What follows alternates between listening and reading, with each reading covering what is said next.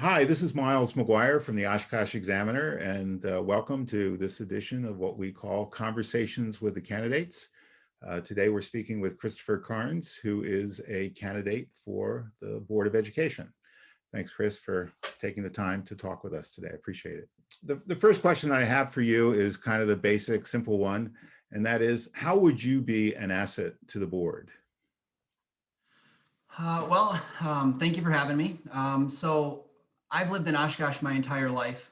I went to school, I went to Oshkosh West, graduated from UW Oshkosh. I'm very passionate about my city, very involved in youth sports in the city through the YMCA, through Oshkosh United. Currently, I'm a board member at Oshkosh United. I have two kids, boys in third and sixth grade in the district. So first off, as a parent, I understand some of the dynamics and some of the things going on. So I have an intimate, view of what's going on that way. Regarding being an asset and what I bring, I'm a business office manager at a surgery center. And, in that role, we listen to different people's opinions, looking to achieve, certain outcomes and great experiences for our patients, our community.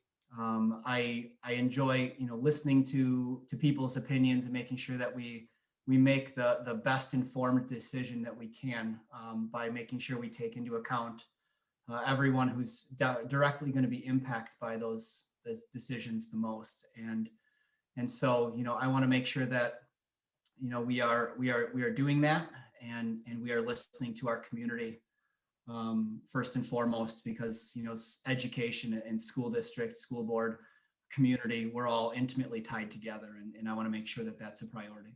Okay, good. And what would you say are the top three challenges facing the school district right now?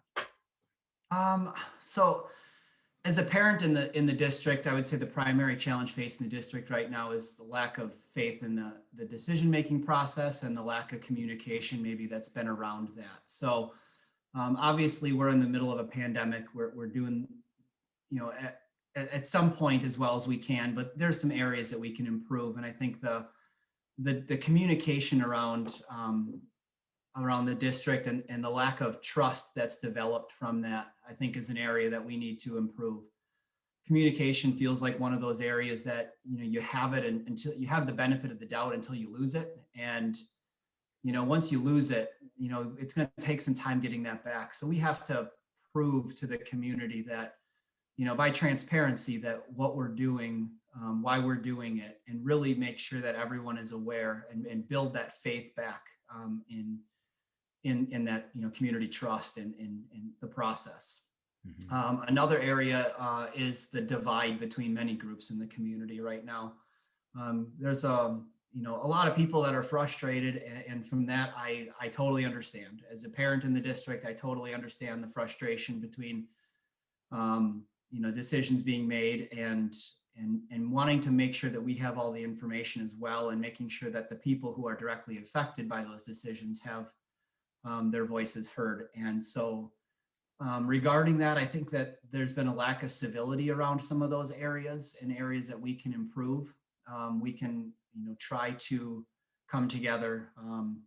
I feel we are more alike than we are different. And so, being able to sit down and have those conversations, and we want, emotions are involved. People are emotional, people are passionate, and that means they care. And so, but we got to find ways to come together and be able to work through those situations. Another area, my last point for it is, one of the things I want to emphasize are the great job that our teachers are doing. They have done an outstanding job through this. And my wife is a substitute teacher in the district. I hear stories from her. I've talked to many people throughout the community as I reach out and try to understand some of the dynamics.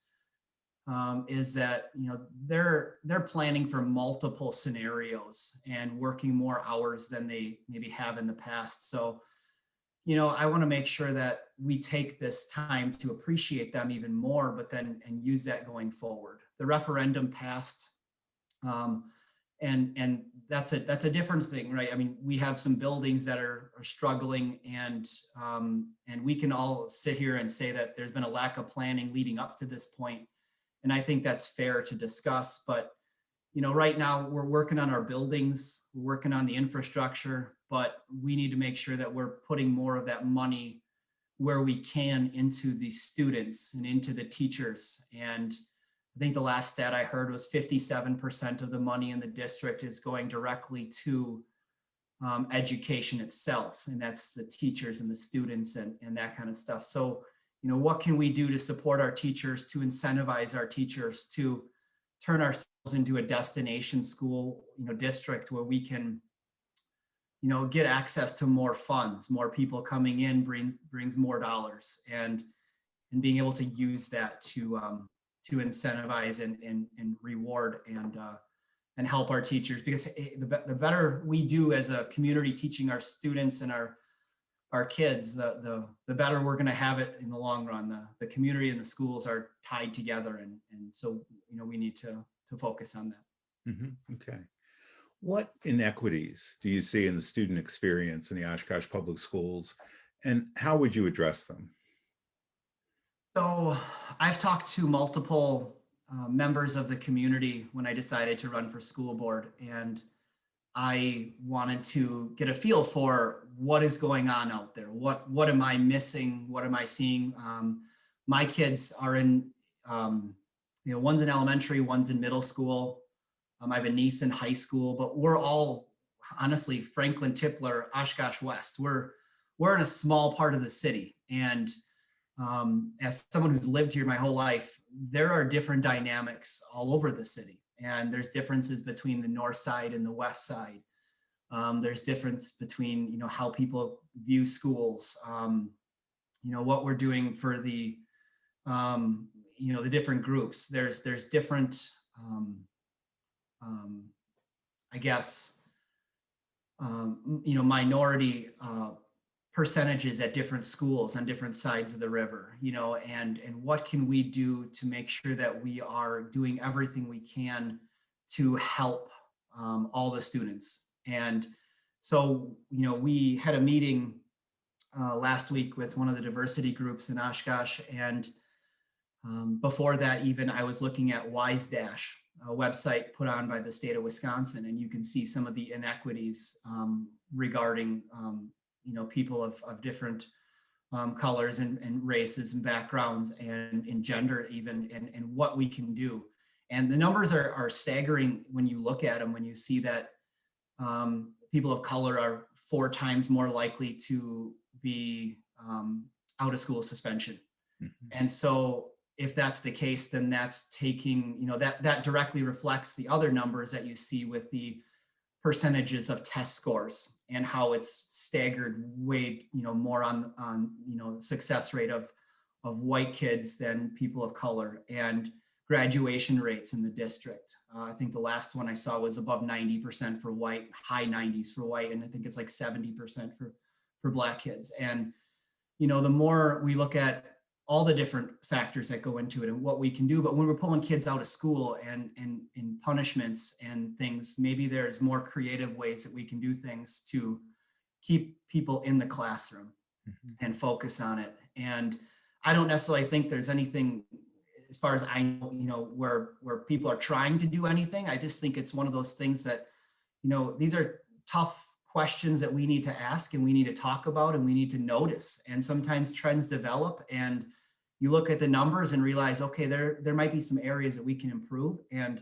I'm not going to sit here and say I have all the answers for what we can do, but I want to make sure that the people that are affected by these decisions and these situations have the say for what we can do to help. And one of those areas might be, trying to find qualified, first thing is we have to have qualified teachers, but maybe trying to find qualified teachers that, have more of a variety when it comes to, race and backgrounds and things, because right now we have, our school district is, I think it's 74% white, but our teachers are 98% white. And so what can we do to help with adding some diversity to our teachers and to our community, in total? Okay. Now, the district has a vision that's trying to balance some goals. So it says that the goal is to produce students who are college, career, and community ready. And so, first of all, do you agree with that vision? And would you propose any changes, either to the vision or to how the district is working on that goal? Um, I mean, I like the goal. It sounds good. We want to make sure that we are preparing our students for life, and um, we we're I guess for myself, I think of education as the most important measure of a community's health. It's the best way to ensure we have smart, educated, thought-provoking, intelligent, compassionate people with the ability to think critically and understand how we are only as strong as our weakest school. As a community, we must come together, work for the equity of all students, regardless of background. And so, what I would like to see is that we really, do what we can for educating, for making people successful in what they want to do. If some kids know they're going on to college and they want to focus on certain classes in certain areas, then we do what we can. If we know other students are looking at going to trade schools and technical colleges and things, then we do what we can to make people successful. But I mean, how many times do people go to college thinking they're going to graduate in one area and they don't? So I mean, when you're 15, 16, 17, even 18 years old, there's just so much out there that, you don't know. So, and life experiences change. And I loved going to college. It was eye-opening experience for me to be able to be around people with way different backgrounds and opinions than myself. And, it was very valuable. But I think that, we want to make sure we educate people on opinions being based on facts. And so when we're in classrooms, we need to, and I believe the teachers are, but what can we do to make sure that when they leave, that they can make educated decisions on their own? One of my favorite people I listen to a lot is Neil deGrasse Tyson. Mhm. And he talks a lot about, it's not about memorization, it's about the ability to problem solve. It's the ability to get to an answer, to train to be able to figure it out, not necessarily the ability to memorize. So I think that's a focus that I would like to see. Okay, great. And then my last question is this: what is your assessment of the relationship between central administration and then the individual school sites? And how would you address any issues that you see there? So I've talked to a few principals and teachers in the district. One thing I've heard is that it's rare for school board members to make appearances at schools and to understand the dynamics of what decisions we are making and how it's impacting schools directly. And so one of my goals is to try to make it to every school in our district in my 3-year term.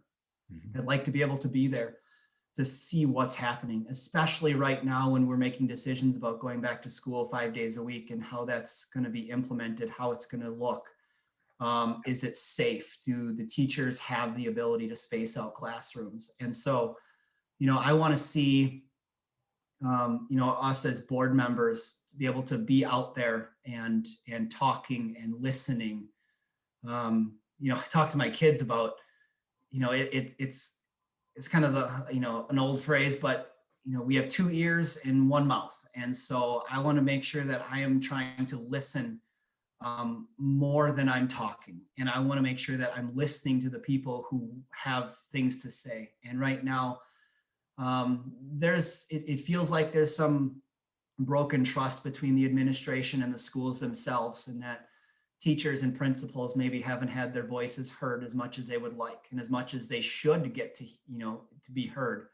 They're on the ground floor. They're doing, I mean, they're literally teaching our kids to be productive, educated members of society. I mean, there may not be a more important job than they have, and they need to make sure that what they're experiencing is relayed, back to the administration and to the school board. And I think it goes back to one of my first things I talked about, which was communication and trust. And we need to do what we can. And my goal is to get out to those schools, and even not only that, but for anybody who wants to talk and tell me what they're thinking. I don't want to be somebody that's isolated on the school board that only sits there and listens when people come up for their 3 minutes and they get to say what they want. I want to make sure people are able to talk, able to say what they have to say. And so when a time comes for decisions to be made, we're making informed decisions. And that's my goal. All right. Well, Christopher, again, thank you for taking the time to chat with us. I really appreciate it, and best of luck to you in the election next month. Thank you very much for having me.